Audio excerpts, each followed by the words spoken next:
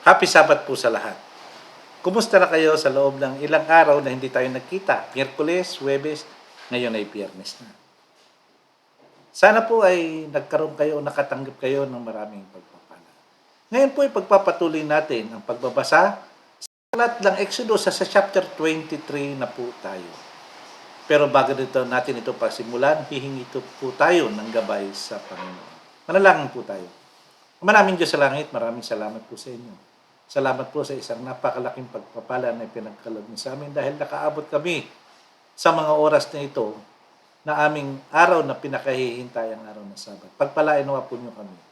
Biyaan niyo po kami ng masaganang katalinuhan, kaalaman pang pag-espiritual upang maintindihan po namin ang aming babasahin ngayon kasama ng inyong banal na espiritu at ng inyong mga banal na anghel. Pagpalain nawa po niyo ang bawat isa sa amin at maraming salamat po. Ang lahat po hinihiling namin sa pangalan po ng aming Panginoon Jesus. Okay, simulan na po natin ang pagbabasa sa aklat ng Exodus.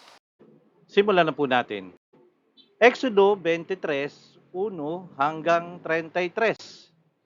Huwag kayong magbabalita ng kasinungalingan, huwag kayong magsisinungaling para tumulong sa isang taong masama.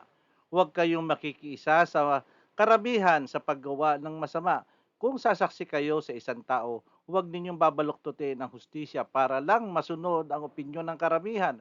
Huwag ninyong papaboran ang kaso ng mga mahihirap dahil lang sa kanilang kalagayan. Yun pala, bawal din po yun na porke mahirap ay papaboran natin sila na kahit sila ang mali. Kung makita ninyong nakawala ang baka o asno ng inyong kaaway, kailangan isaulin niyo ito sa kanya. Kung makita ninyong natumba ang asno ng inyong kaaway dahil sa bigat ng karga nito, huwag niyo itong pabayaan kundi tulungan niyo itong makatayo.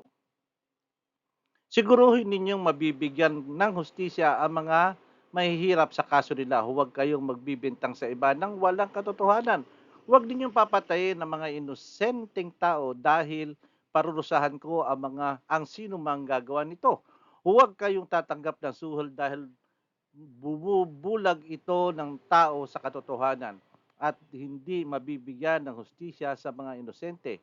Huwag ninyong pagmamalupitan ang mga dayuhan dahil kayo mismo ang nakakaalam ng damdamin ng isang dayuhan dahil mga dayuhan din kayo noon sa Ehipto. Sa loob ng 6 na taon, makakapananim kayo at makakapag-ani sa lupa ninyo.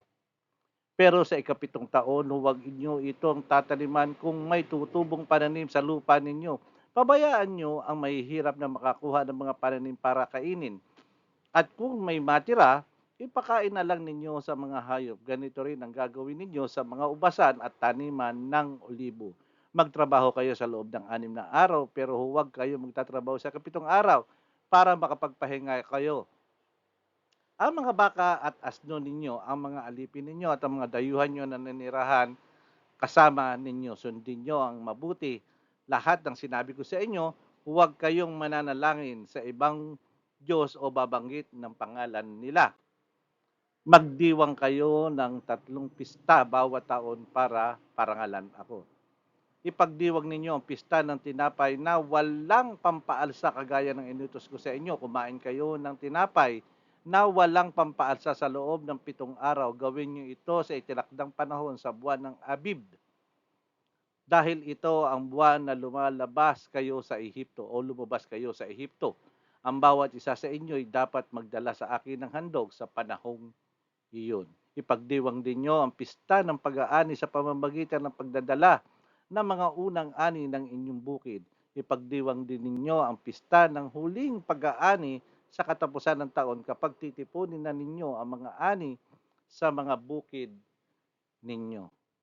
Dapat dumalo ang mga kalalakihan ninyo sa 3 pista ito bawat taon sa pagsamba sa akin ng inyong Panginoong Diyos. Huwag nin kayong maghahandog ng dugo sa akin at kahit anong may pampaalsa. Huwag ninyong huwag kayong magtitira para sa kinaumagahan ng taba, sa kinaumagahan ng taba ng hayop na inyong ihahandog sa akin sa pista. Dalhin niyo sa templo ng Panginoon na inyong Diyos ang pinakamagandang bahagi ng una ninyong ani. Huwag ninyong lulutuin ang mga batang kambing na hindi pa naawat sa kanyang ina. Ngayon, sinugo ko ang anghel para bantayan at gabayan kayo sa lugar na inihanda ko para sa inyo. Makinig kayo sa kanya at sundin ang sinabi niya. O sinasabi niya, huwag kayong magre-rebelde sa kanya dahil ang lahat ng ginagawa niya sa aking pangalan. At hindi niya pababayaang magpatuloy kayo sa mga kasalanan ninyo. Kung makikinig lang kayo sa mabubuti at sinasabi niya sa gawa at gawin ang lahat ng mga sinasabi ko, lalabanan ko ang inyong mga kaaway. Pangungunahan kayo ng aking anghel at dadalhin kayo sa lupain ng Umoteo, Heteo, Perzeo, Canineo, Hibeo at Jebuseo at lilipulin ko sila.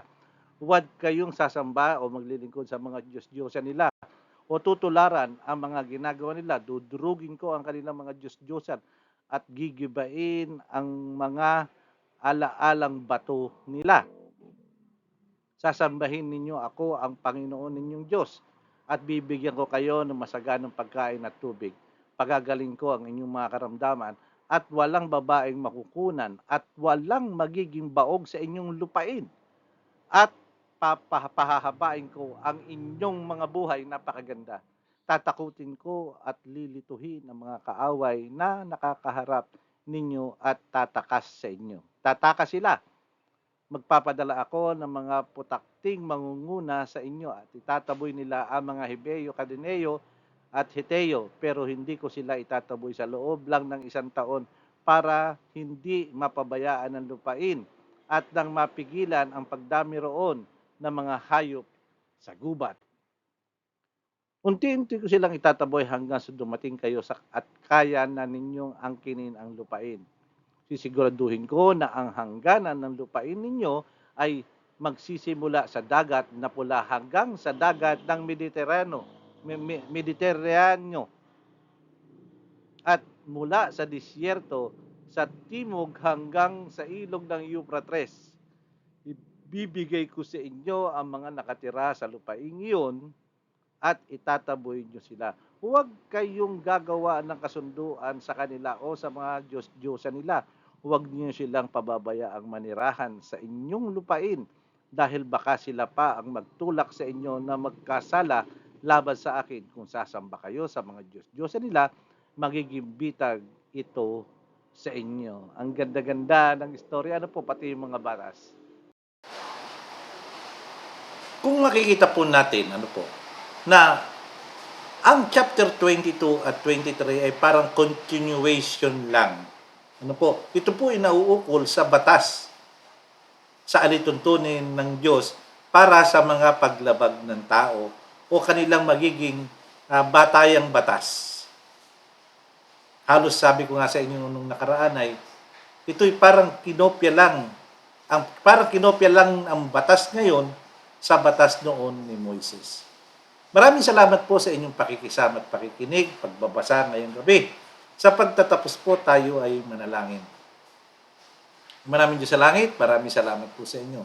Salamat po sa isang napakagandang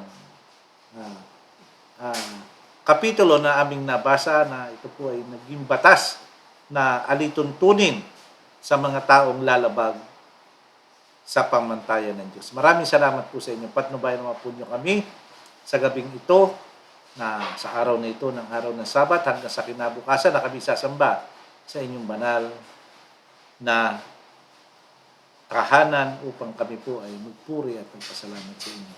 Maraming salamat po sa inyo at nawa ang inyong biyaya at pagpapala ay sumaamin.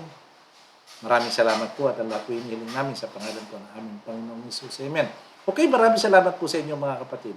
Salamat po sa pakikisama niyo sa ngayong gabi at ang biyaya at pagpapala ng Panginoon sa inyo. Happy Sabbath po sa lahat.